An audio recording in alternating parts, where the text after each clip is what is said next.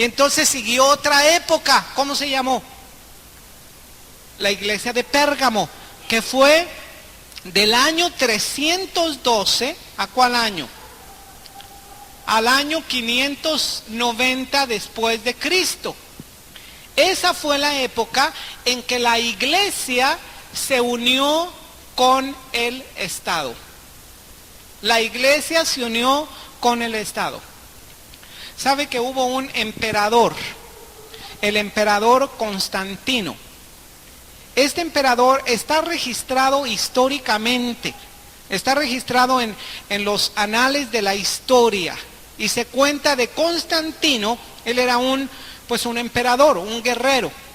Constantino tuvo una visión, y en esta visión, ahí en las nubes, vio una cruz, y decía: por este signo o por esta señal vencerás. Y sabe que lo que Constantino interpretó fue que si él colocaba la cruz de los cristianos en todas las banderas y estandartes de su ejército, pues iba a ganar. Así lo interpretó él. Realmente el Señor le estaba dando otra interpretación, porque dijo: por este signo vencerás. Es decir, tú vas a tener verdadera victoria cuando te rindas al Señor Jesucristo y lo aceptes como el Señor de tu vida. Este realmente era el mensaje que Dios tenía para él. Él lo interpretó de diferente manera. Dijo: vamos a poner una cruz en todos los estandartes. Y sabes que cuando colocó la cruz en los estandartes Constantino, la cruz de los cristianos, y recuerde que todavía en ese tiempo los cristianos estaban siendo perseguidos, estaban siendo arrojados a foso de leones o al circo romano, sabe que hubo una época durante este tiempo de la persecución. Hubo prácticamente 10 emperadores romanos, y cada uno de estos emperadores romanos era peor cada vez. Y por fin llegó a un emperador que se llamó Nerón, ¿verdad? Nerón. Nerón era una persona completamente demoníaca.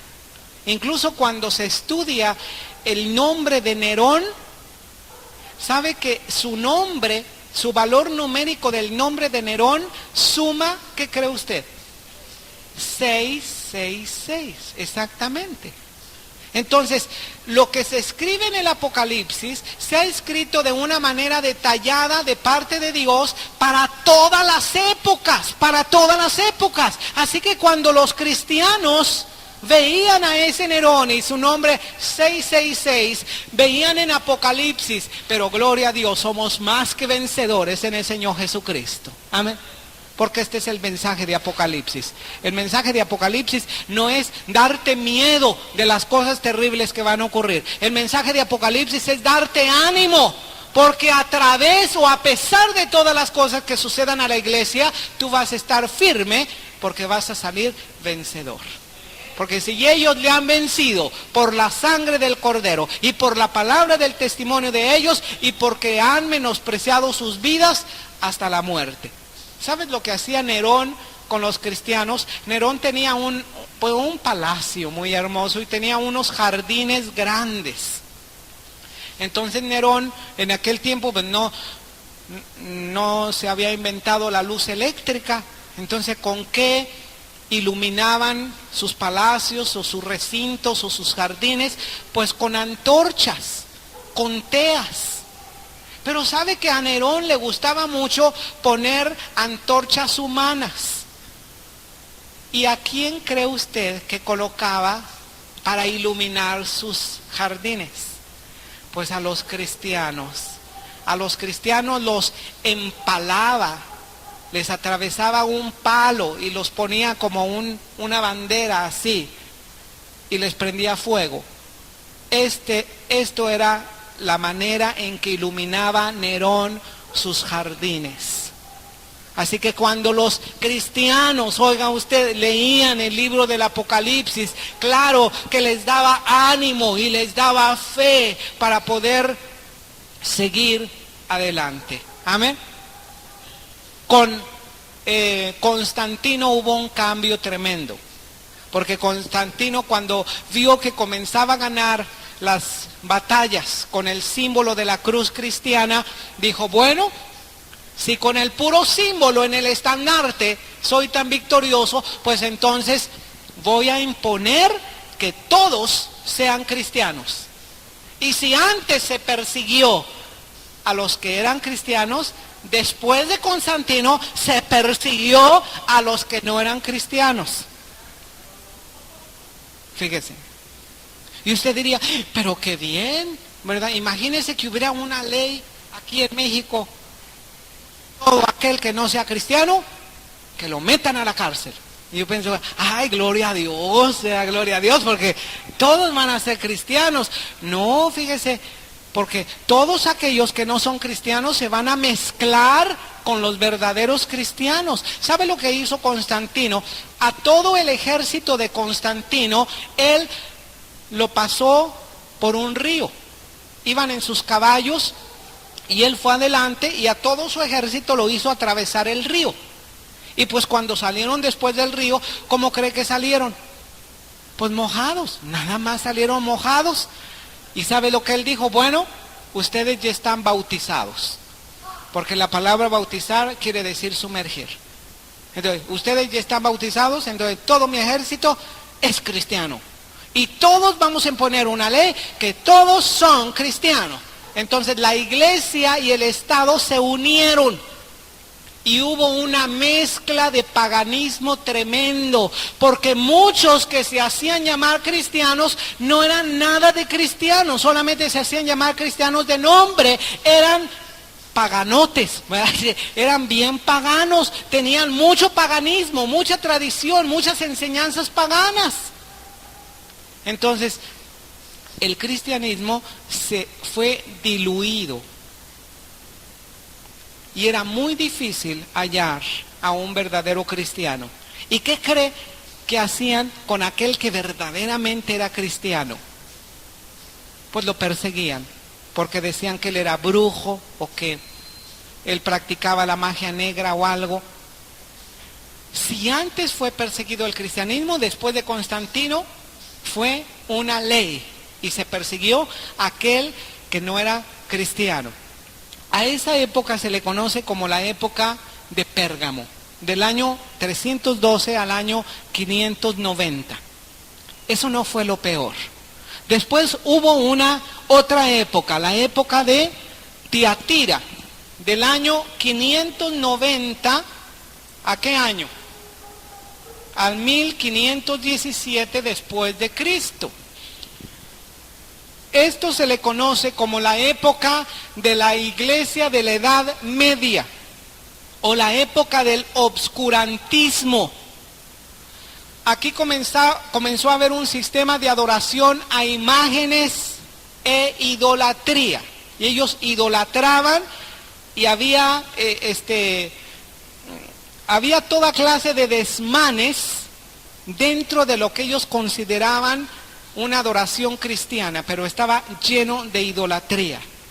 Esto fue la época de Tiatira. ¿Sabe que en esta época fue cuando se prohibió completamente que alguna persona leyera las Sagradas Escrituras? ¿Y sabe qué fue lo que sucedió? Un atraso enorme a todo el mundo. ¿Por qué? Porque no tenían luz. La palabra del Señor es luz. A esta época se conoce la época de la edad oscura, porque no había luz, no había revelación. Pero gloria a Dios, hubo otra época, la época de Sardis, que corresponde a ¿qué época? ¿Del año qué?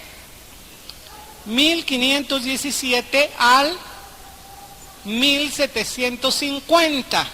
Esta fue la época de la Reforma, no de la Reforma de Benito Juárez, mucho más antes, de la Reforma espiritual, ¿verdad? Porque aquí vino un hombre llamado Lutero. ¿Sabes que hasta hoy en día muchos de los cristianos no conocen mucho acerca de la vida de Lutero? Y como todos nosotros llevamos un trasfondo religioso, católico romano, cuando oímos Lutero, ¿verdad? Todavía muchos se persignan al oír Lutero porque este fue protestante, ¿verdad? Pues sí, protestó por el pecado, protestó por muchas cosas que estaba haciendo la iglesia, que era una sola iglesia en todo el mundo, pero mezclado con mucho paganismo y con muchas cosas incorrectas. Entonces vino un hombre y comenzó a leer la palabra del Señor. Se comenzó a dispersar el conocimiento de la Escritura y por lo tanto comenzaron a recibir la verdad. Mire, todavía hasta hace algunos años, que decir hace 25 años, ¿quién se acuerda de hace 25 años? Yo sé que usted tiene menos de 25 años. Si se acuerda lo que sucedía hace 25 años, todavía había mucho oscurantismo. Le prohibían a las personas que leyeran la Biblia, ¿verdad? La consideraban hasta pecado que leyeran la Biblia. Pero dígame lo que está pasando hoy en día. Lo que está pasando hoy en día es que todos están leyendo la Escritura. ¿Y qué es lo que está pasando? Pues que la luz está entrando. ¿Sabe lo que sucedió en esta época? Esta fue la época del renacimiento en todo el mundo. Esta fue la época en que surgieron los grandes genios, los grandes músicos, las obras, las letras, todo.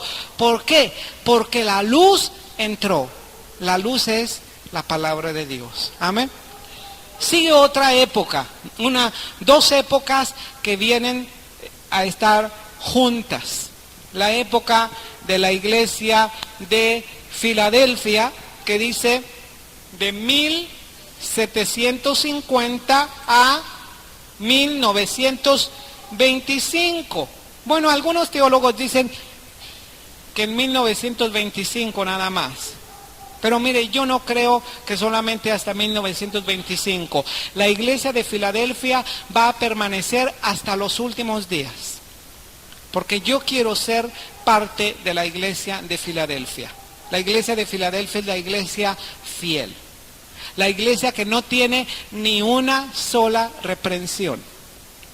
La iglesia que tenía poca fuerza, pero que no había negado el nombre del Señor Jesucristo. Entonces, esa época es desde la Reforma hasta los últimos días. Pero la iglesia de la Odisea es la iglesia también de los últimos días.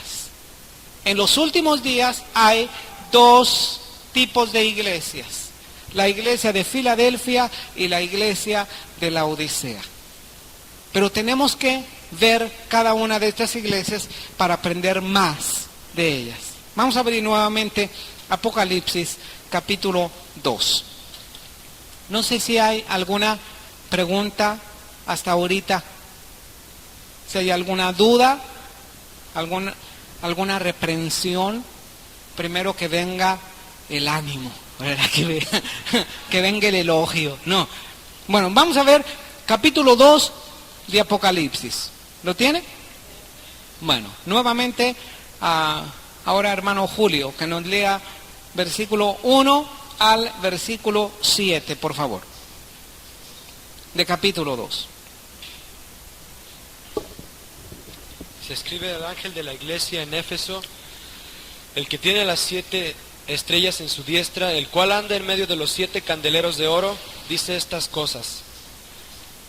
Yo conozco tus obras y tu arduo trabajo y paciencia, y que tú no puedes sufrir los malos, y has probado a los que se dicen ser apóstoles, y no lo son, y los has hallado mentirosos, y has sufrido, y has tenido paciencia, has trabajado por mi nombre, y no has desfallecido.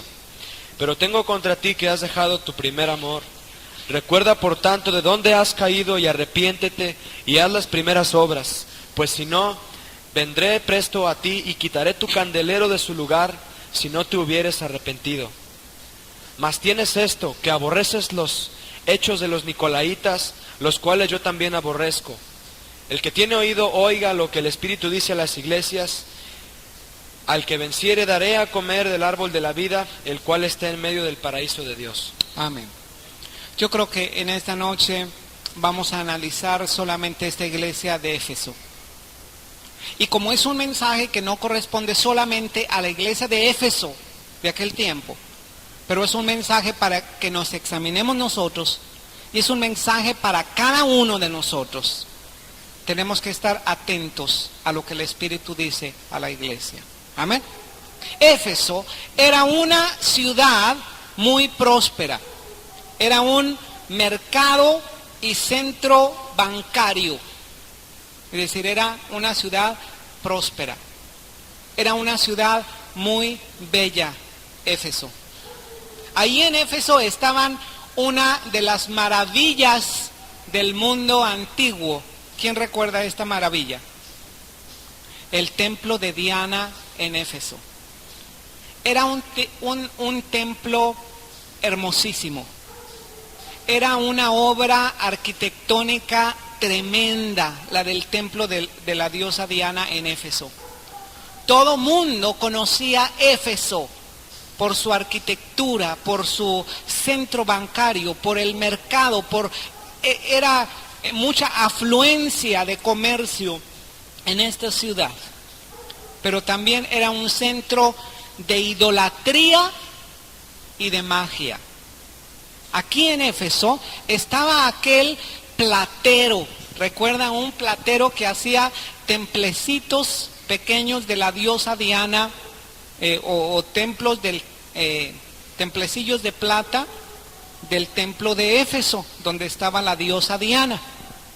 Y cuando Pablo llegó a Éfeso, por el poder del Espíritu de Dios, el negocio de este platero se le vino abajo. Entonces comenzó a perseguir grandemente al apóstol Pablo y a los que iban con él ahí en Éfeso. Bueno, la iglesia del Señor Jesucristo, o una parte de la iglesia del Señor Jesucristo, estaba precisamente aquí en Éfeso, en esta ciudad. El Señor le decía: el que tiene las 7 estrellas en su mano derecha y que anda en medio de los 7 candeleros de oro. Así se presentó el Señor a la iglesia de Éfeso. Porque cada una de las presentaciones del Señor Jesucristo va de acuerdo al mensaje que cada una de estas iglesias tiene. En otras palabras, el Señor le está diciendo: yo tengo al líder de la iglesia de Éfeso en mi mano derecha. Y además yo conozco todo lo que está sucediendo en las iglesias, porque yo camino en medio de los 7 candeleros de oro. Pero sabe, el Señor tenía muchos elogios para esta iglesia. El Señor elogió a esta iglesia de Éfeso por muchas cosas, principalmente por su trabajo arduo. Yo conozco tus obras, dice, y tu arduo trabajo y paciencia, y que no puedes soportar a los malos, que has probado a los que se dicen ser apóstoles y no lo son, y los has hallado mentirosos, y has sufrido, y has tenido paciencia, y has trabajado arduamente por amor de mi nombre, y no has desmayado. Mire, esta era una iglesia trabajadora, era una iglesia activa, era una iglesia que había probado a los falsos maestros. ¿Sabes que Pablo estuvo aquí en Éfeso mucho tiempo? Como 2 años estuvo Pablo en Éfeso, y tenían buena enseñanza. Tenían raíces doctrinales muy fuertes. Así que los de Éfeso no recibían a cualquier predicador que venía solamente porque estaba predicando la palabra. Ellos podían reconocer la doctrina buena de la doctrina falsa. Y esto nosotros lo debemos de tener. Tenemos que enraizarnos con la enseñanza y tenemos que ser muy activos. Amén. Pero sabe, ni la doctrina, ni la actividad tienen que ver, por así decirlo, o no necesariamente tienen que ver con el amor que haya en esa iglesia. Porque esa iglesia era muy activa, y con buena doctrina, pero tenía algo malo. Había dejado su primer amor. ¿Sabe qué es lo más triste que le pase a una iglesia? Que deje su primer amor. El mandamiento más grande de todos es: ama a Dios con todo tu corazón, toda tu alma, toda tu mente y todo tu ser, y a tu prójimo como a ti mismo. Tú puedes decir que amas a Dios con todo tu ser, pero como dice San Juan, si tú no amas a quien ves, ¿cómo puedes decir que amas a Dios a quien no ves? ¿Sabes cómo se mide tu amor a Dios? Tu amor a Dios se mide por tu amor al prójimo, por tu amor al semejante, por tu amor al hermano, por tu amor a los demás. ¿Sabe por qué fue exhortada duramente esta iglesia? Porque fue exhortada fuertemente, fuertemente, porque había olvidado su primer amor. Era tanta su actividad, era tanto su celo doctrinal, que ya no tenía el mismo amor de antes. Le había pasado como a muchos matrimonios le sucede, que cuando son novios, ¿verdad?, se aman mucho, y cuando se casan, muchos matrimonios no trabajan en ese amor que debemos de tener uno al otro en el matrimonio, y se va enfriando y se va enfriando y se vuelve pura costumbre. Y sabes una cosa, eso no debe ser, porque el amor lo que tiene como característica es que puede ir en aumento. Amén. Así como dice el Señor, nuestro amor por el Señor tiene que ir en aumento. Y como dice una de las escrituras, hasta que el día es perfecto. Amén. Tiene que ir aumentando y aumentando y aumentando. ¿Sabes que cuando tú te convertiste, quién se acuerda cuando se convirtió? Levante la mano, que se acuerda cuando se convirtió. Y recuerdas que cuando te convertiste, a todos los hermanos los veías muy bonitos. O sea, como que pensabas que todos volaban o que todos eran ángeles. Pero qué hermosos, ¿verdad? Qué unidad. Tú llegaste a la iglesia, fuiste tocado. Qué unidad, qué amor, qué veías a los hermanos con aquel gozo, con aquel cariño, con aquella sinceridad, y te llenabas del Señor, ¿verdad? Este era vivir tu primer amor. Pero cuando pasó el tiempo y fuiste abriendo bien los ojos naturales, no espirituales, los ojos carnales, ¿verdad?, y te fuiste acomodando a un sistema de vida cristiana, y comenzaste a ver que no todos tenían alas. Bueno, algunos sí tenían alas, pero tenían más, ¿cómo se dice?, de los alacranes. Tenían más ponzoña, ¿verdad? Entonces te fuiste enfriando. Porque ¿sabes por qué se enfría el amor? El amor se enfría por causa de la maldad. Así dijo el Señor. En los últimos días, por causa de la maldad, el amor de muchos, no de poquitos, el amor de muchos se enfriará. Pero el que persevere hasta el fin, ese será salvo. Y sabes una cosa, el amor manifestado es lo más importante.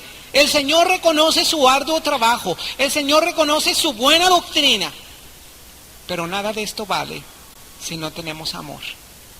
Por eso dice San Pablo, tú puedes hablar lenguas humanas, angélicas, puedes profetizar lo que tú quieras, puedes hacer lo que tú quieras, pero si no tenemos amor, no valemos nada. Y tú y yo podemos decir que amamos mucho a Dios, pero si no amamos a quien vemos, si no expresamos nuestro amor a quien vemos, porque dice, aquel que ve a su hermano en necesidad y que lo ve desnudo, dice, ay, Dios te bendiga, hermano, que te vaya muy bien, que el Señor te proteja, que el sol te caliente, que... Dice, no, aquel es un hipócrita, ese es falso, su amor se ha enfriado. Y el Señor le dice, por tanto yo te aconsejo que te arrepientas. Arrepiéntete y ve de dónde has caído. La iglesia de Éfeso parecía como que había aumentado. la iglesia de Éfeso parecía como que había crecido. Estoy seguro que esa iglesia era tan activa que era muy grande en número. Tenía un número de miembros muy grande. Estoy seguro que esa era una iglesia con cada ministerio en actividad. Estoy seguro que esa era una iglesia con una enseñanza muy firme, con una doctrina muy buena. Estoy seguro que todos los de Éfeso se sentían hasta orgullosos de pertenecer a la iglesia de Éfeso. La iglesia próspera, la iglesia con buena doctrina, la iglesia que trabaja arduamente. Y el Señor le dice, no, mijito, no has subido, te has caído.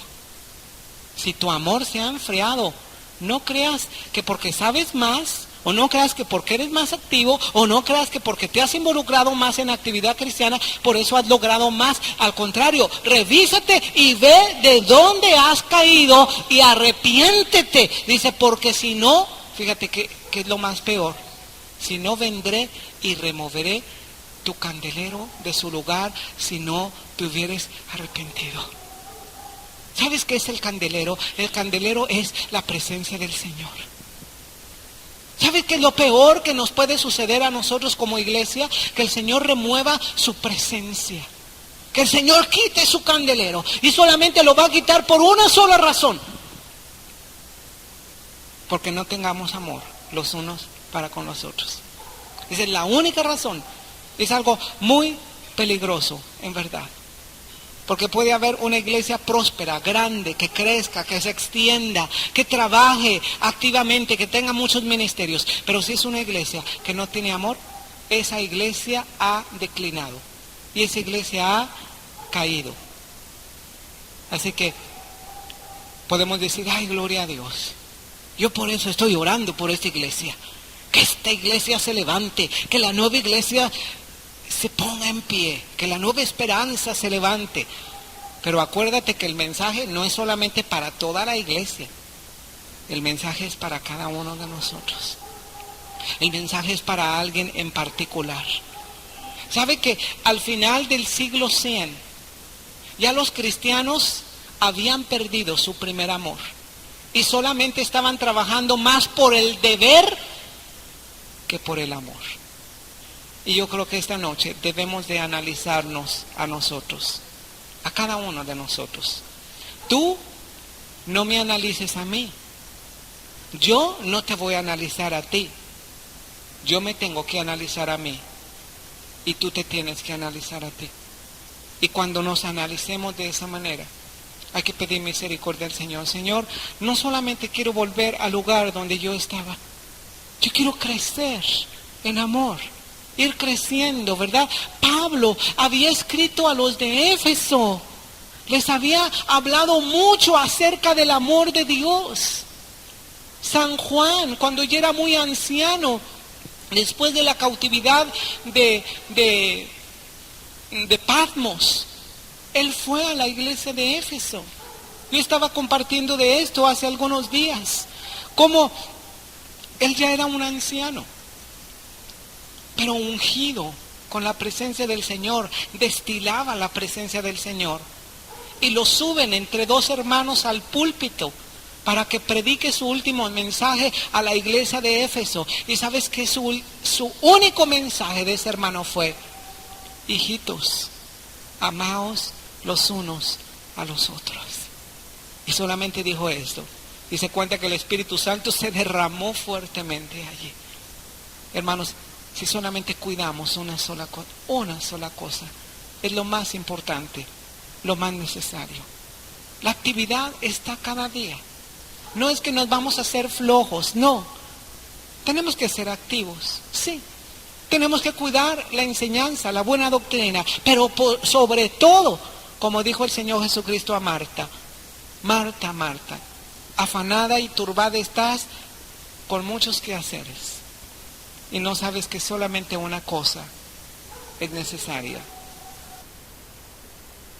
Hermano, como el Señor Jesucristo te ha amado a ti. Amén. ¿Por qué no nos ponemos de pie? Y vamos a pedir al Señor en adoración que nos dé esa capacidad de volver al primer amor si es que no estamos en el primer amor. Y aquel que está todavía conservando su primer amor, le felicito y le digo, crezca en ese amor. Amén.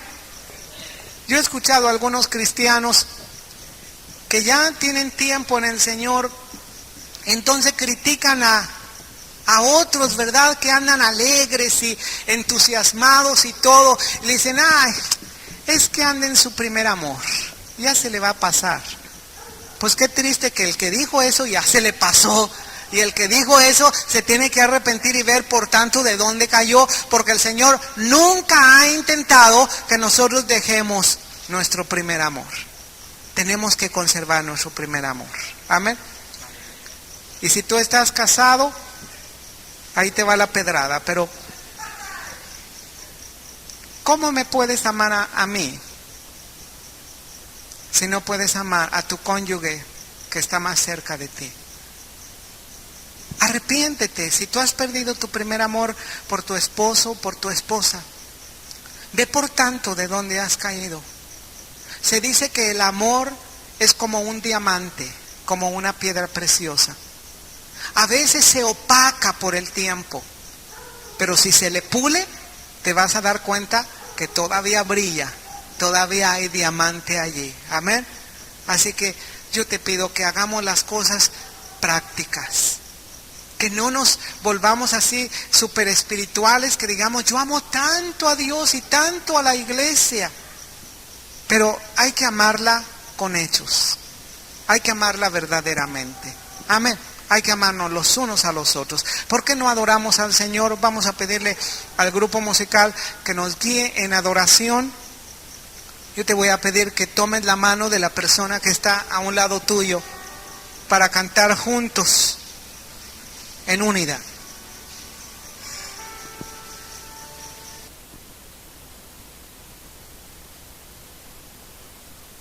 Que algunos lo catalogan como un libro difícil, cuando lo vemos exactamente de acuerdo a lo que menciona Apocalipsis, no es tan difícil. Mire, Apocalipsis se divide en 3 partes o tiene 3 divisiones básicas, importantes, que se revelan en el capítulo 1 de Apocalipsis. Número 1, las cosas que has visto. Número 2, las cosas que son. Y número 3, las cosas que han de ser después de estas. Esto fue lo que el Señor le dijo a San Juan a través de su ángel. Escribe las cosas que son, escribe las cosas que has visto, escribe las cosas que son y escribe las que han de ser después de estas. Las cosas que son se refiere a todo lo que Juan vio en el capítulo 1 del libro del Apocalipsis, es decir, a Cristo Jesús glorificado en medio de estos 7 candeleros de oro. Cada candelabro o cada candelero de oro representa cada una de las 7 iglesias de Asia. Pero dijimos que el número 7 es un número simbólico que representa ¿qué? Plenitud o perfección. Esto quiere decir que 7 candeleros de oro simbolizan a toda la iglesia del Señor Jesucristo de todos los tiempos, de todas las edades. Y Cristo Jesús está en medio de su iglesia. Esto fue lo que San Juan vio. Escribe las cosas que has visto. ¿A quién? A Jesús glorificado, con 7 estrellas en su mano derecha. Estas estrellas son los mensajeros o los encargados de cada una de las iglesias. Número 2 decía, escribe las cosas que son. ¿Cuáles son estas cosas que son? Lo que está revelado en el capítulo 2 y 3 de Apocalipsis, es decir, el mensaje, ¿a qué? A las 7 iglesias de Asia. Y como decíamos, el número 7 simbólico representa plenitud o perfección, representa toda la iglesia, y por eso cada uno de los mensajes termina diciendo, el que tenga oídos para oír, oiga lo que el Espíritu diga a las iglesias. Es decir, el mensaje a cada una de las iglesias es, número 1, un mensaje personal para cada una de las iglesias. Número 2, es un mensaje para el individuo o un mensaje para el creyente individual dentro de cada congregación. Cuando tú escuchas cada mensaje a cada una de las 7 iglesias es un mensaje que el Señor te está dando a ti mismo, personalmente. Número 3, es un mensaje para todas las iglesias locales de hoy también. Y número 4, es un mensaje profético para una época definida de la iglesia. Nosotros vimos la semana pasada esto. Las cosas que serán después de estas, o las cosas que han de ser después de estas, es todo lo que se revela en el libro del Apocalipsis, desde el capítulo 4 hasta el capítulo 22. Amén. Repito, estas son las 3 divisiones del libro del Apocalipsis. La primera división se llama las cosas que has visto. Y las cosas que vio San Juan se encontraban ¿en cuál capítulo? En el capítulo 1. Las cosas que son, el capítulo 2 y 3, el mensaje a las 7 iglesias. Y las cosas que han de ser después de estas se encuentran del capítulo 4 hasta el capítulo 22. Nosotros ya terminamos las cosas que has visto. Ya vimos a Cristo Jesús glorificado y todo el simbolismo de este capítulo 1. Vamos a ver, porque en esto estamos, en el capítulo 2 y 3, que es las cosas que son. Amén. El Señor envió un mensaje a 7 iglesias definidas que estaban en Asia. Estas 7 iglesias no eran las únicas iglesias de Asia. Había otras iglesias fundadas ahí en Asia. Pero estas 7 iglesias tenían ciertas características que el Señor quiso utilizar para hablar a toda su iglesia. Cada uno de estos mensajes, repito, no solamente era para cada una de estas iglesias en estas ciudades. Era un mensaje para ti mismo. Era un mensaje para nuestra iglesia local y para todo el tiempo de la iglesia del Señor Jesucristo. Me estoy explicando.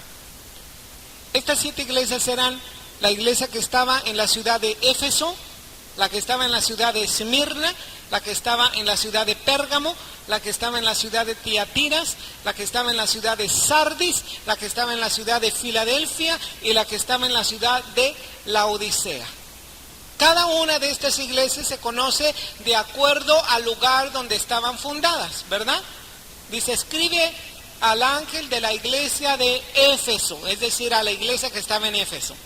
Escribe al ángel de la iglesia en Esmirna, es decir, es la iglesia que estaba en Esmirna. No quiere decir que una iglesia local se llamaba Éfeso, y otra iglesia se llamaba Esmirna, y otra iglesia se llamaba Laodicea. Hoy en día los cristianos colocamos nombres a nuestras iglesias locales, ¿verdad? Por ejemplo, esta iglesia local se llama la iglesia o comunidad cristiana La Nueva Esperanza. El centro cristiano fulano de tal, o la comunidad cristiana fulana de tal. Hoy en día les ponen incluso nombres a las iglesias locales como esta es la iglesia de Filadelfia, o esta es la iglesia de Esmirna, o esta es la iglesia de Éfeso. Realmente nuestra iglesia se debería llamar la iglesia de ¿dónde? La iglesia de Guadalajara, ¿verdad? Pero como no somos la única iglesia de Guadalajara, entonces seríamos una parte de la iglesia de Guadalajara, amén. Porque hay por ahí alguna doctrina, ¿verdad?, que dice que como no debe haber muchas iglesias, solamente en cada ciudad debe haber una iglesia, ¿verdad? Y claro que los que tienen esta doctrina, ellos dicen, nosotros somos la iglesia de Guadalajara y todos los demás están fuera de la voluntad del Señor. Quiere decir que para ser la iglesia de Guadalajara, según ellos, pues nos deberíamos de añadir a ellos, ¿verdad? ¿Por qué no se añaden mejor a nosotros? Somos una parte de la iglesia de Guadalajara. Mire, la iglesia que está aquí en Guadalajara tiene un mensaje de Dios para hoy. Pero necesitamos estar abiertos, nuestros oídos abiertos en el Espíritu, para saber qué nos dice el Espíritu Santo hoy a cada uno de nosotros. Amén. Cada una de estas iglesias tenía o tiene una descripción de Cristo tiene un elogio, tiene una reprensión, tiene una exhortación y tiene una promesa. La columna final es la aplicación profética de cada una de estas iglesias. Es decir, la iglesia de Éfeso representa a la iglesia hasta el siglo 100 después de Cristo. La iglesia de Esmirna representa a la iglesia del año 100 al año 312, porque fue el tiempo de la persecución. La iglesia de Pérgamo representa a la iglesia del año 312 al año 590. La iglesia de Tiatira representa a la iglesia del año 590 al 1517. Y así, por consiguiente, la iglesia de Sardis representa a la iglesia de ¿dónde? Del 1517 al 1750. Y la iglesia de Filadelfia y la iglesia de la Odisea son las iglesias, proféticamente hablando, que van a permanecer hasta los últimos días. Es decir, estamos viviendo tiempos, proféticamente hablando, de acuerdo a las características que habla la Odisea y Filadelfia. Vamos a ver poco a poco para no confundirnos con tanta información. Amén. Vamos a comenzar con la iglesia de Éfeso, por favor. Capítulo 2. Ya vimos también esto la semana pasada, vamos a darle un repaso y vamos a tratar de ver capítulo 2 y capítulo 3 en esta tarde. Y en cada una de estas iglesias descubre la descripción de Cristo, el elogio, la reprensión, la exhortación, la promesa y, la aplicación profética ya la dije. Capítulo 2, ¿lo tienes?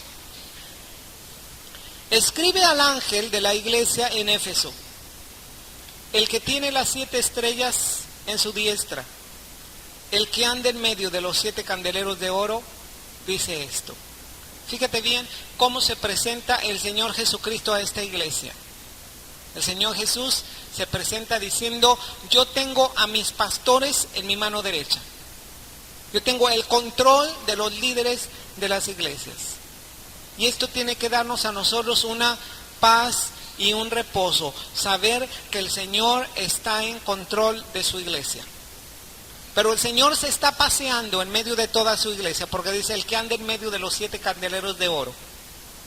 Es decir, el Señor se da cuenta de cuánta luz es la que estamos brillando o no. El Señor Jesucristo dijo: vosotros sois la luz de este mundo. Pero una luz que se esconde abajo de un almud no sirve para nada. Una lámpara no se pone abajo de una cama. Ni una lámpara se esconde abajo de una medida de grano, de un almud.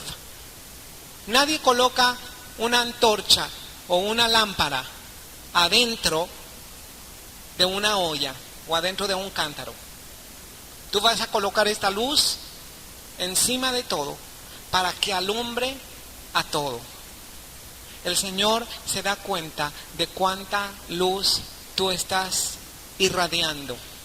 Tú no puedes irradiar luz propia.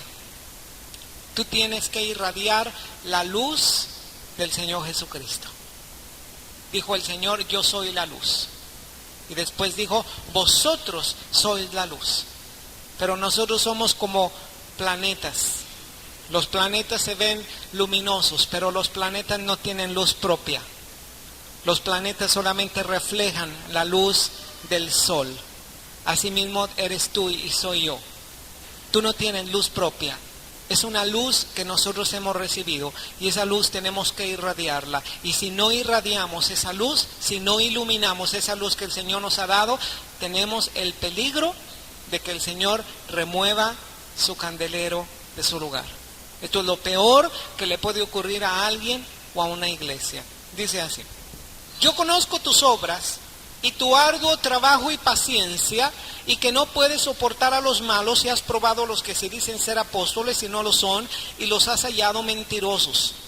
Y has sufrido, y has tenido paciencia, y has trabajado arduamente por amor de mi nombre, y no has desmayado.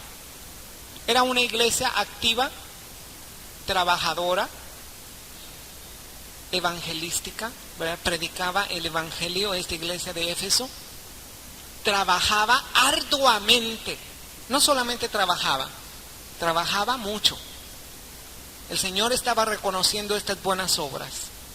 Pero sabes, el Señor tenía algo en contra de esta iglesia trabajadora. Como el Señor tiene esto en contra de cualquiera que está trabajando en el Señor. O cualquiera que no esté trabajando en el Señor. Siempre va a pedir lo que el Señor pidió a Éfeso. Dice versículo 4. Pero tengo contra ti, ¿que qué? Que has dejado, ¿tú qué? Tu primer amor. Tengo contra ti que has dejado tu primer amor. El Señor se está expresando a la iglesia de Éfeso como a su novia, ¿verdad? Porque al fin y al cabo, la iglesia es la novia del Señor Jesucristo. El Señor está tratando a su iglesia como a la novia, como a la desposada, por la cual el Señor fue a preparar lugar para nosotros. Y el Señor va a volver y nos va a llevar con Él. Pero sabes una cosa, la novia no debe de perder su primer amor. El Señor quiere que tengamos el primer amor. Esto quiere decir que tú tengas la misma pasión por el Señor que al principio. Y hablo de pasión espiritual, no de pasión carnal. Que tengas la misma pasión de servirle, de amarle, de buscarle, de tener hambre por su palabra, de tener hambre para compartir a otros del Señor Jesucristo. Basta que tú veas o que tú recuerdes la experiencia, si es que tú tuviste una experiencia del primer encuentro que el Señor Jesucristo tuvo contigo. Eso se llama primer amor. Muchos lo llaman emociones, pero te voy a decir una cosa: en el amor hay emociones, y en el amor debe haber emociones. ¿Cuántos que están aquí aman a alguien, pero aman a su esposa, a su esposo, a sus hijos, ¿verdad? ¿Y cómo ama usted? ¿Sin emociones? ¿Por pura responsabilidad? ¿Por puro trabajo? ¿Por puro compromiso? Como le decía, hace mucho yo vi una obra judía y estaba un judío cantando a su esposa y le decía a su esposa: ¿me amas? Y ella respondía: ¿cómo no te voy a amar? Llevo 35 años trabajando por ti, 35 años cocinándote, 35 años cosiéndote, 35 años surciéndote, 35 años aguantándote, 35, y todavía dices que te amo. Y luego decía: sí, pero ¿me amas? ¿Cómo te...? O sea, ya se le había hecho puro trabajo, pura responsabilidad. ¿Sabes que el cristiano a veces así nos podemos volver pura actividad, puro compromiso, pura responsabilidad? Ya al principio estamos confundidos porque no conocemos mucho de las actividades de un cristiano, pero después, como ya sabemos cuáles son las actividades, ¿verdad? Pues gloria a Dios, yo sé que el martes hay tal cosa, y el miércoles hay tal cosa, y el jueves tal cosa, y el viernes tal cosa, y el sábado tal cosa, y el domingo tal cosa en nuestra iglesia. Pero como yo estoy tan ocupado, bueno, pues yo voy a un servicio a la semana, ¿verdad? O a veces no voy ni al servicio, pero yo sé lo que hay en mi congregación. ¿Sabes una cosa? Estás trabajando solamente, o estás haciendo las cosas solamente por deber, solamente por responsabilidad. Eso le pasó a la iglesia primitiva. La iglesia primitiva hasta el año 100 después de Cristo solamente estaban trabajando por el deber porque debo, porque soy cristiano, porque Dios me ha llamado a sanar enfermos o a predicar la palabra o a compartir a otros de Cristo o a asistir a la iglesia o a dar ofrendas o a pagar diezmos. Solamente estoy accionando por deber, responsabilidad. El Señor te va a reconocer tus buenas obras. Yo conozco tus obras, dice. Yo conozco tu arduo trabajo. Si hay alguien que conoce tus obras, ese es el Señor. No podemos engañar al Señor. Pero ¿sabes una cosa? Al Señor no solamente le interesan nuestras obras, le interesa nuestro amor. Tú puedes hablar todas las lenguas humanas y angélicas, y si no tienes amor, de nada sirve. Amén. Y tú y yo podemos engañarnos y decir, Señor, pero si yo te amo tanto, Señor. El Señor te va a decir, sí. ¿Cómo puedes decirme que me amas a quien no ves si odias a quien ves? ¿O cómo puedes decir que amas a Dios a quien no ves si no amas a tu hermano a quien ves? El que dice que ama a Dios debe amar a su hermano. El que dice que está en Cristo debe andar como Él anduvo. El que dice que está en la luz y aborrece a su hermano, el tal es un mentiroso. Entonces, andar en el primer amor no solamente implica enamorarte profundamente de tu Señor, pero implica también, así como es brillar la luz del Señor Jesucristo, implica también mostrar el amor que ha sido derramado en tu corazón para todos los demás. Repito, es mostrar el amor que el Señor te ha dado para todos los demás. Bueno, en eso sí, hermano, estamos de acuerdo, porque yo muestro el amor pues a los hermanitos de la iglesia que me caen bien. Me llevo muy bien con fulanito, con manganito, con perengano, con sutana, con mangana, con la familia fulana y hasta allí. ¿Sabes una cosa? El Señor ha derramado su amor en ti y necesitas tú manifestarlo como al principio. Sí, hermano, pero al principio yo pensaba que eran puros ángeles en la iglesia. Al principio hasta alitas les veía, solamente faltaba que volaran. Pero después me di cuenta que no eran alitas, eran colitas, ¿verdad? ¿Sabes una cosa? El Señor no te está pidiendo que tú midas la espiritualidad de tus hermanos o que tú midas a tus hermanos. Acuérdate que con la vara que tú mides serás medido. El Señor lo que te está pidiendo es que vuelvas a tu primer amor. Que vuelvas a tu primer amor. Que se termine el día del domingo y te quedes con tantos deseos de ir nuevamente a congregarte con tus hermanos, que estés pensando y pensando, ¿cuándo va a ser la próxima vez que me reúna con mis hermanos? ¿A quién le pasó esto al principio, cuando se convirtió, cuando el Señor lo alcanzó? ¿A quién le pasó esto? Cuando fue bautizado en el Espíritu Santo y se acabó ese día de congregarse y estaba esperando toda la semana, ya se le hacía larga la semana para que llegara el día de congregarse, ¿verdad? Hoy en día parece al contrario, ¿verdad? Hoy en día después de un servicio, ¿verdad? Y te hace muy, ay, otra vez ya es domingo, ay, otra vez tengo que ir a la iglesia, ay, otra vez tengo que hacer esto. Es que ya se ha perdido el primer amor. Solamente estás trabajando por el sentido del deber y de la responsabilidad.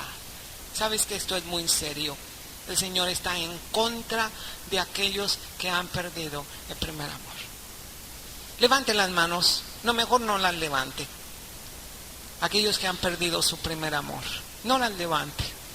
Pero usted sabe, si usted ha perdido un porcentaje del primer amor que fue derramado en su corazón, yo creo que el Señor quiere que nosotros tomemos en cuenta de dónde hemos caído. Porque sabes una cosa, no hemos adelantado. Si hemos perdido el primer amor, no hemos subido, hemos bajado. Si hemos perdido el primer amor, no hemos avanzado, hemos retrocedido. El Señor así lo dice. Recuerda por tanto de dónde has caído y arrepiéntete y haz las primeras obras, pues si no vendré pronto a ti y quitaré tu candelero de su lugar si no te hubieras arrepentido. ¿Sabes una cosa? El que ama o dice que ama solamente de palabra es un mentiroso.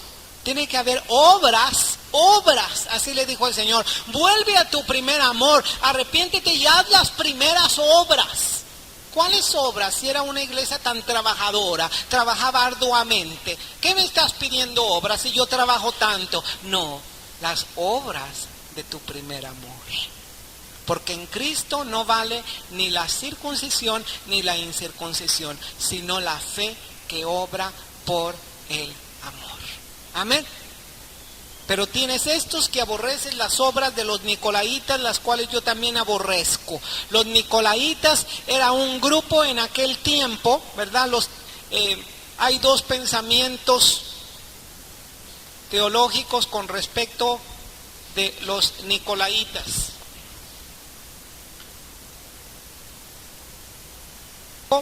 Que la palabra nicolaíta la interpreta de acuerdo a las dos palabras que componen esta palabra nicolaíta. Es una palabra griega que es nikao y otra palabra que es laos en griego. Nikao quiere decir vencer o vencedor y laos quiere decir laicos.